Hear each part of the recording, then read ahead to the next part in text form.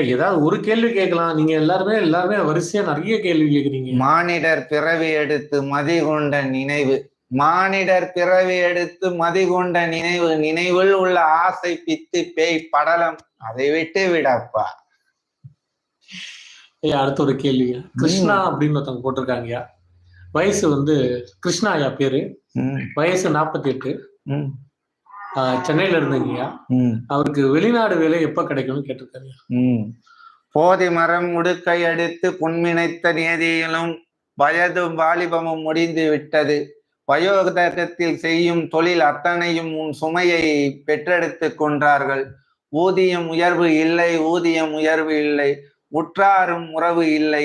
பணம் இருந்தால் போதனை உண்டு, பணம் இல்லையாய் சுமையாய் உண்டு. ஆகையினால் அனைவரையும் விட்டு விட்டு எனக்கென்று ஒரு நாடை நான் பிடித்து விட்டு அயல் நாட்டுக்கு சென்று விடுகிறேன் என்று நீ இப்போது வேலை எம்மிடத்தில் கேட்கிறாய்.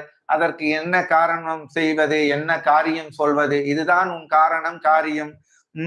பனி விடுவு அக தருமு நிலை கண்ட நோய் தீர்க்க மருதமலை வாசம் செய். மருதமலை வாசம் செய். மண்ணில் கொண்டிருக்கும் பாம்பாட்டி சித்தனை நாதம் செய். குலவழி களவழி என்று நேசித்து மனம் திறந்து ஒரு புதையல் போல் நிலை கொண்டு இருக்கும் ஒரு உத்திரத்தின் நிகழாய் கொண்டிருக்கும் அத்திரத்தில் ஒரு பணி வந்து உன்னை சேரும். அதை பெற்றுக்கொண்டு அனைவரும் புரிந்து கொண்டு உன் வாழ்க்கையை நடத்து.